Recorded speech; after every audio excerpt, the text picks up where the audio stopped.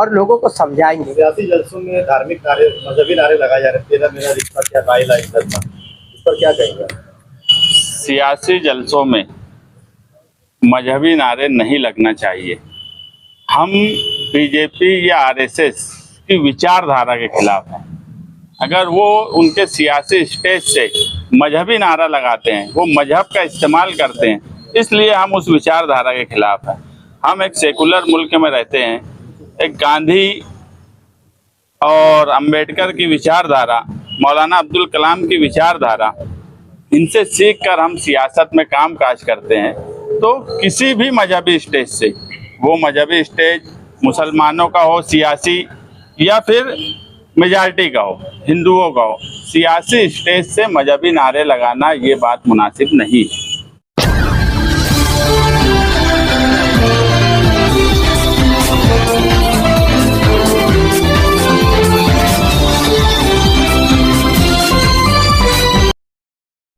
आज की press conference की जो सियासी और समाजी बुराई थी, उस पर अतर चच्चा ने आपके सामने बात रखी।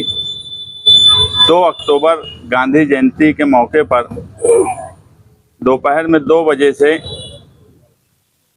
मालेगांव बचाओ इंसाफ यात्रा के नाम से ख़ियाबान निशात चौक से यात्रा निकलने वाली है, जो शहर भर में घूमकर और हमारे साथ क्या हो रहा है ये शहरियान को बेदार करने का काम करेंगी। और उसी यात्रा में हम शहर के संजीदा अफराद, उलमा इकराम और जो दानेश्वर लोग हैं, जो शहर के लिए सोचते हैं कि शहर में तामीर और तरक्की हो, शहर में इस्लाह हो, उनसे भी हम उसी यात्रा के दौरान मिलेंगे। और हम सिर्फ उनके सामने बात यही रखेंगे कि आप इन दोनों के जलसे और प्रोग्राम देखो और हमारे देखो। जो लोग तलवार और बंदूक की बात बोलते हैं, ये सिर्फ बात बोलते हैं, इनके अंदर जिगर ही नहीं है। जिगर अगर किसी में है तो यहाँ बैठे हुए लोगों में है, जो फिरका परस्तों के खिलाफ ताकत से इस शहर में हर वक्त लड़े। वो 12 नवंबर का अगर वाकया हुआ, जब सब लोग खामोश हो गए, सब लोग डर गए, मौजूदा एमएलए खुद डर गए एमएलए रहते हुए, उस वक्त भी शान हिंद ही वाहिद लीडर इस शहर में थी जिसने पुलिस के खिलाफ 6 दिसंबर आया तो एहतजाज की। उसके बाद धरना अगर देना पड़ा मजलूमीन के लिए तो रोड पर आकर धरना दी। तो हमने हमेशा लड़े हैं, हम कभी फिरका परस्तों से डरे नहीं। अगर गढ़ की यात्रा का सवाल आया तो उस वक्त भी सबसे पहले हम आए सामने, हमने उनको जेल भेजा। एमएचजी कॉलेज का वाकया हुआ, उस वक्त भी सबसे पहले हमने आवाज़ बुलंद की, जिला एसपी साहब तक जाकर मिले और उस वक्त उस मामले में हमने नुमाइंदगी की। और मंत्री साहब जो एमएचजी कॉलेज के वाकये को दूसरी सिमत में ले जाना चाहते थे, उसकी मुखालफत की।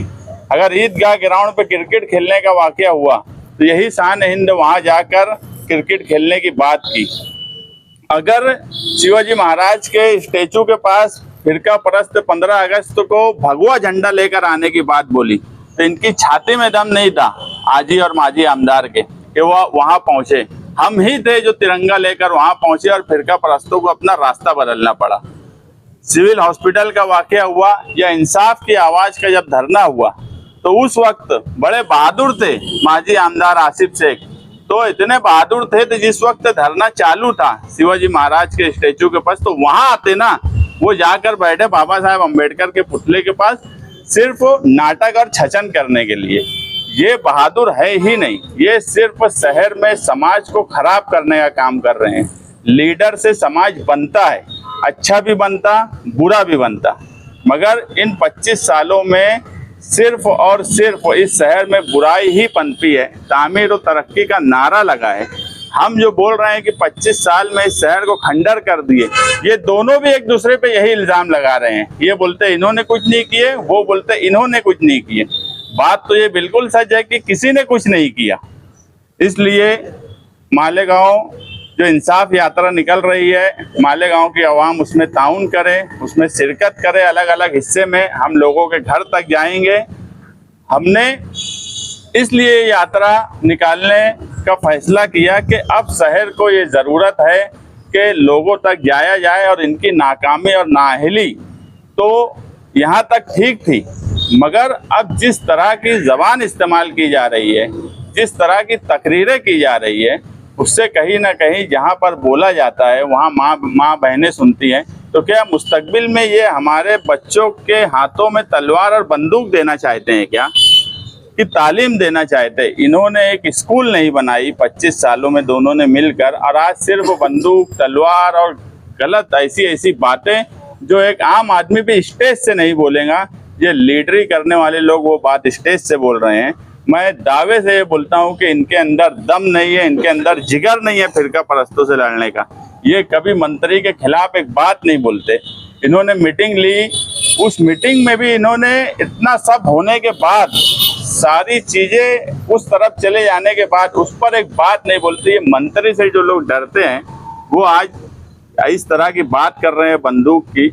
मैं आने वाला वक्त असेंबली का है, मुझे पूरा यकीन है कि इन दोनों का सियासी इनकाउंटर अवाम कर देंगी, क्योंकि इस तरह की बात इस शहर ने कभी पसंद नहीं की। इस शहर का अपना एक दबदबा रहा है जो हमेशा फिरका परस्तों के खिलाफ रहा है, और 23 नवंबर को लोगों ने वो दबदबा देखा।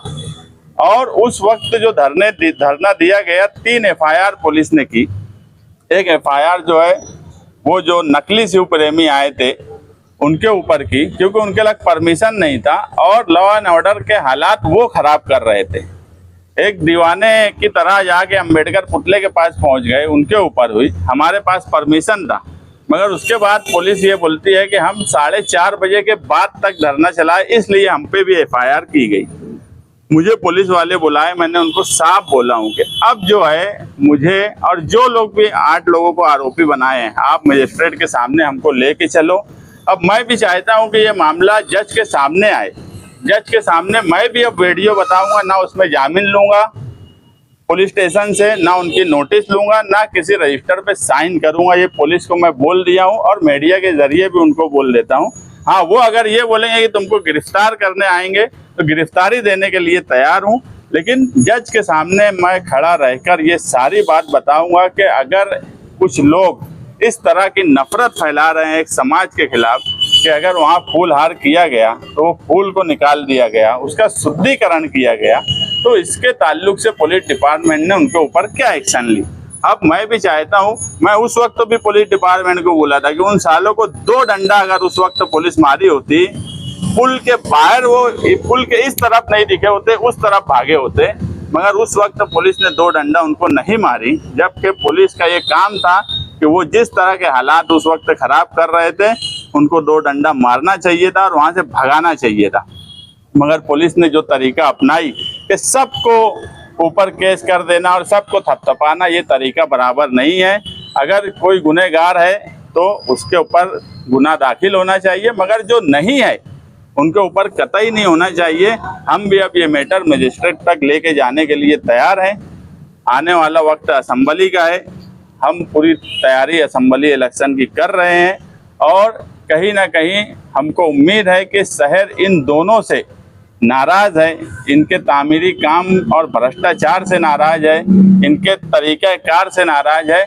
ऐसे वक्त में मालेगांव शहर तीसरी ताकत के तौर पर या तीसरी ताकत कोई बन सकती है तो शान हिंद की तरफ देख रहा है, और हमें पूरी उम्मीद है कि आने वाला वक्त इस शहर में बदलाव का रहने वाला है। ये इलेक्शन बदलाव का है, दोनों के खिलाफ है ये इलेक्शन, और वो बदलाव का नतीजा इस शहर में एक दमदार नुमाइंदा आने वाले वक्त में मिलने वाला है।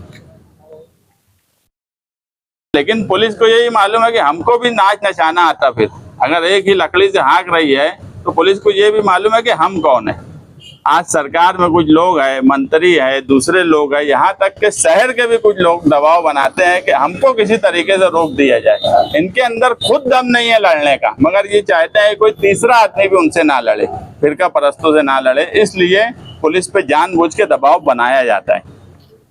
पास बंदूक थी लाइसेंस वाली, और नयाल साहब ने कभी भी सियासी स्टेज से या सियासी मामलात में बंदूक ये निजी इस्तेमाल के लिए है, निजी हिफाजत के, उससे आवाम का क्या लेना देना। किसी का निशाना अच्छा हो, वो एक गोली से 4 शिकार कर देता हो, उससे लोगों को क्या लेना देना। आवाम आज परेशान है, औरतें परेशान है। आज आप देखेंगे KYC के लिए हजारों खवातीन परेशान है, उनके ताल्लुक से कोई कुछ नहीं बोलता।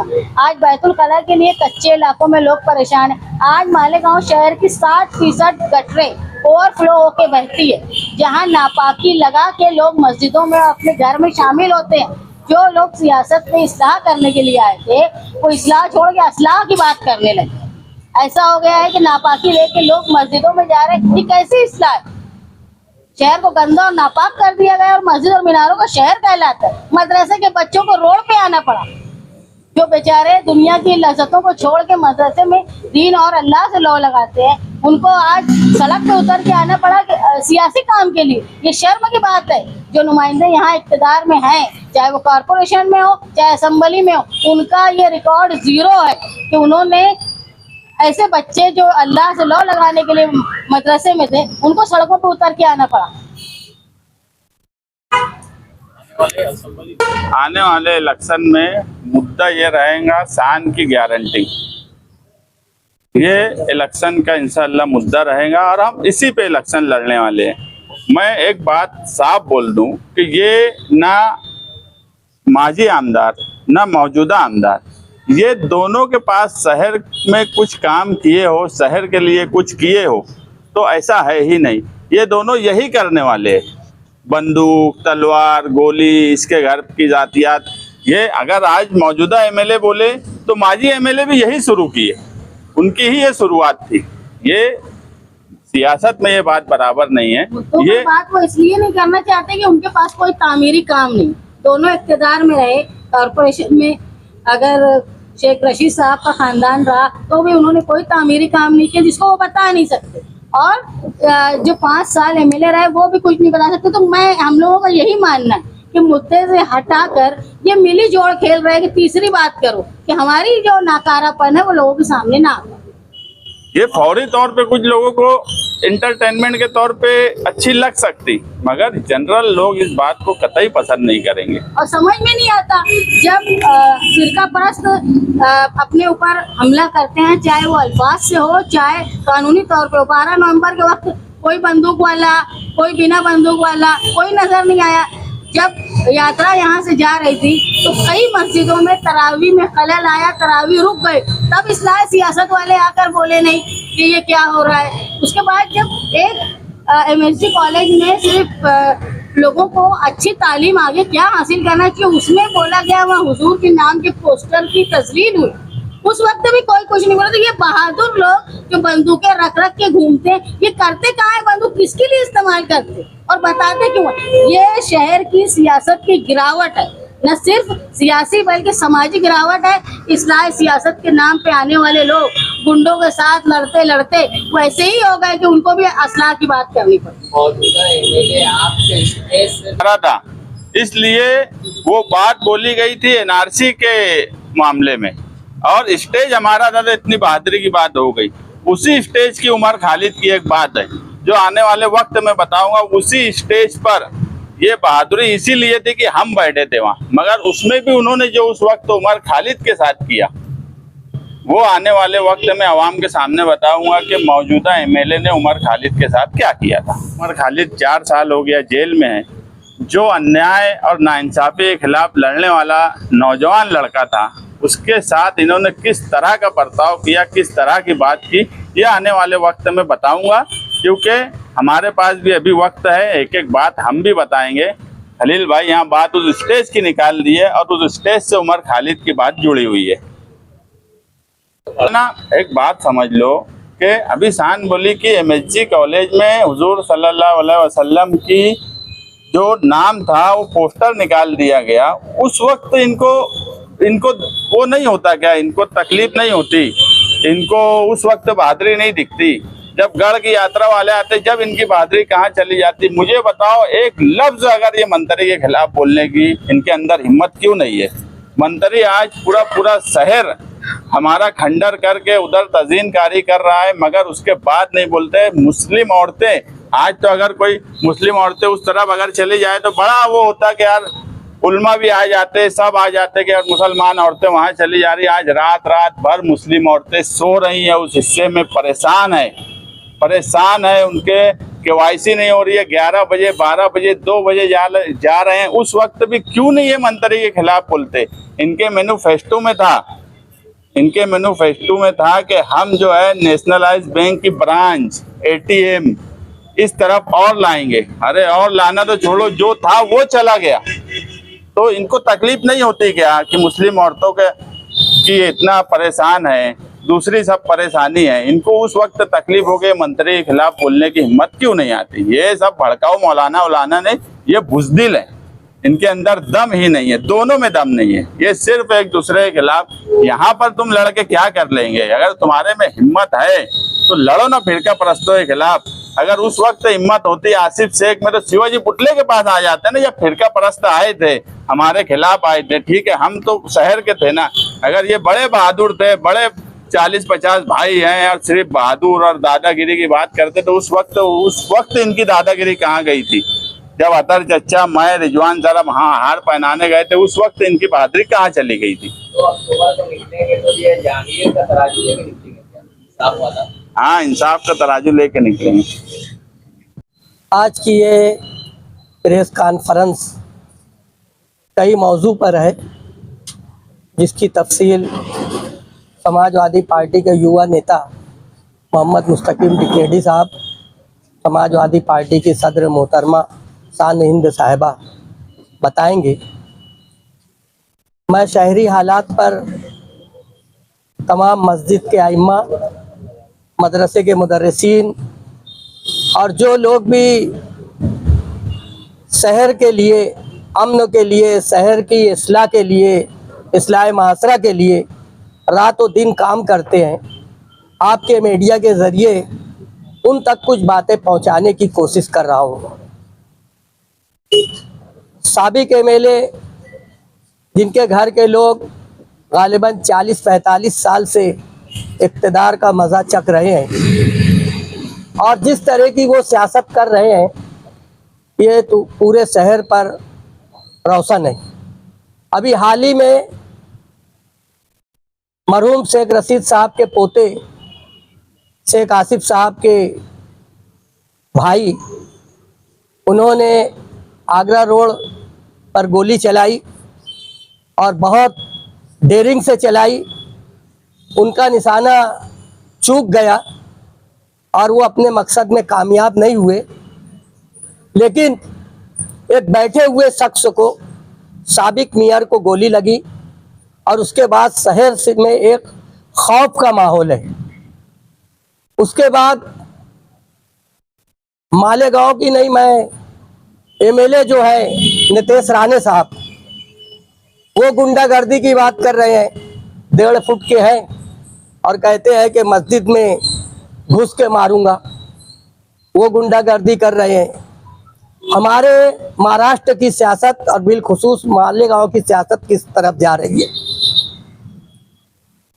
वो भी एक एमएलए, कोई साबिक एमएलए, और अभी जुमा के दिन मौजूदा एमएलए जो 1.5 फुट के नहीं है, बहुत लंबे कद्दावर है, मस्जिद के इमाम हैं, ईदगाह के खतीब हैं, उनकी तकरीर मैंने मोबाइल पर सुनी और उन्होंने अल्हम्दुलिल्लाह इस्लाह माशरा के ज़रिए इस्लाह सियासत में आए।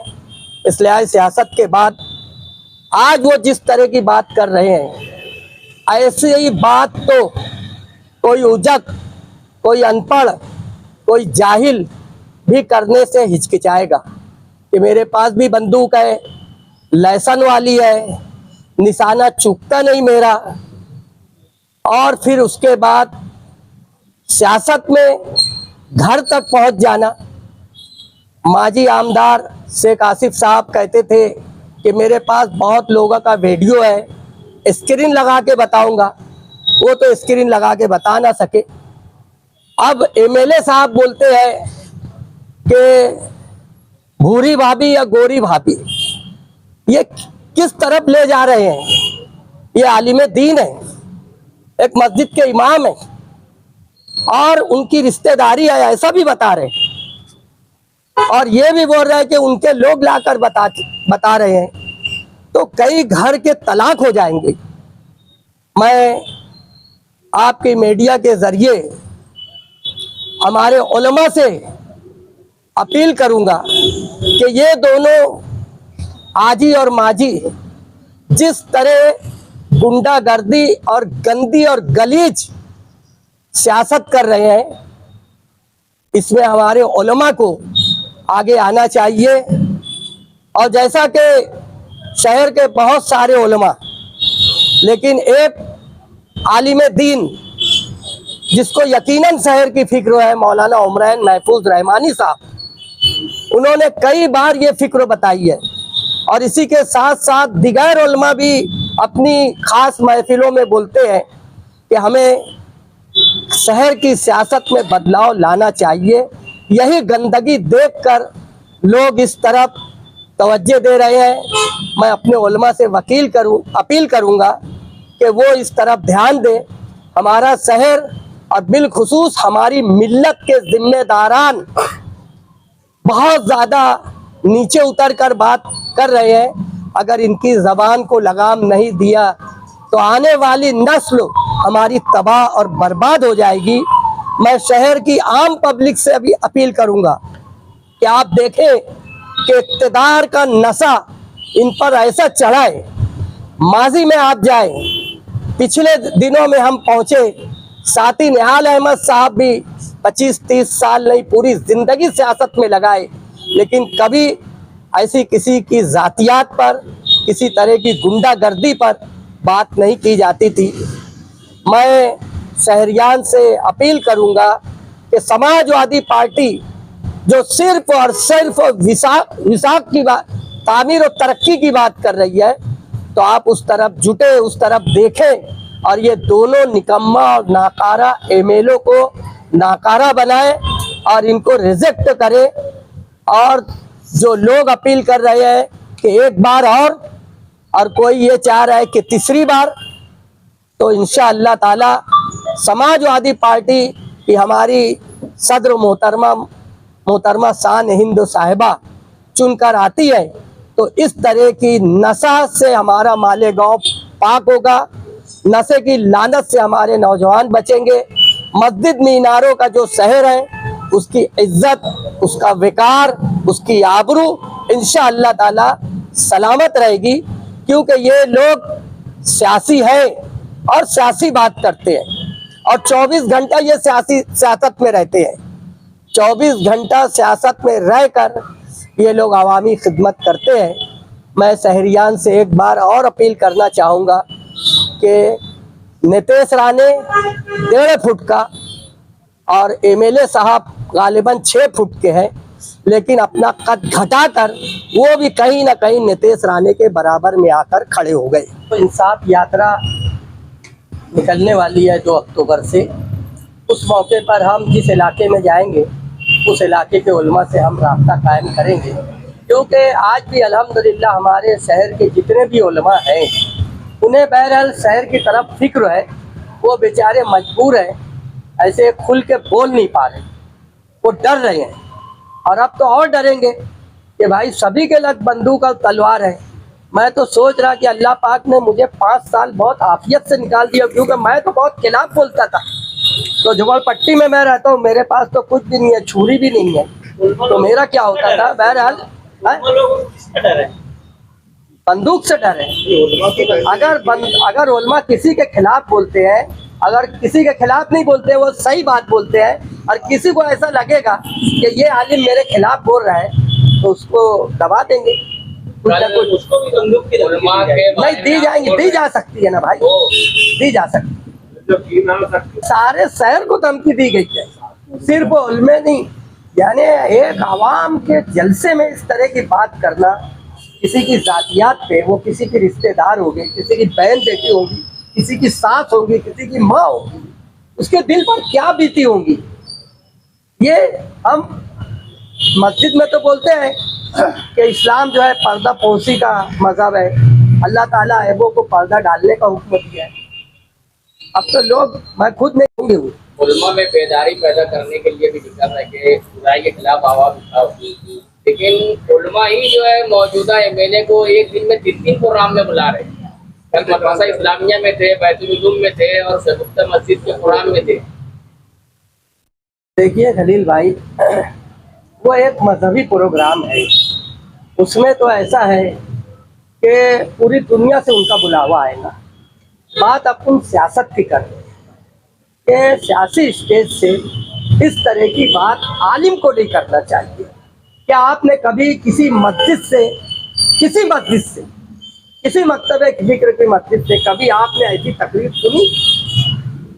असेंबली में बोलना था ना, नीतीश राणे जब भूख रहा था तो वहाँ बोलना था कि मेरे पास बंदूक है, वहाँ बोलना था, वहाँ नहीं बोले, यहाँ बोल रहे। उलमाए दीन मिंबर रसूल से ये कहते हैं कि सिर्फ को खुदा से डरना चाहिए और उलमा ही बंदूकों से डर रहे हैं, तो फिर लोग आम जनता क्या करें? नहीं, उलमा तो डरेंगे नहीं, लेकिन कैसा है कि एक बात मैं बोला हूँ कि भाई उलमा भी सोचेंगे, क्योंकि देखिए आप भी समझ रहे हैं कि हमारे यहाँ मस्जिदों में जो आइम्मा है सब करोड़पति नहीं है, कुछ ही आलिम ऐसे हैं कि बहुत मालदार हैं, है ना, और बाकी तो बेचारे जो है 2, 2.5, 3 हज़ार में काम करते हैं, तो वहाँ जिम्मेदार बोल देंगे कि आप ये सब झमेले में मत पड़ो।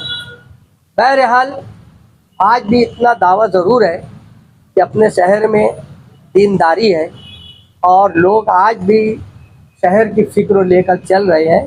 इंशाअल्लाह ताला हमारे उलमा आगे आएंगे।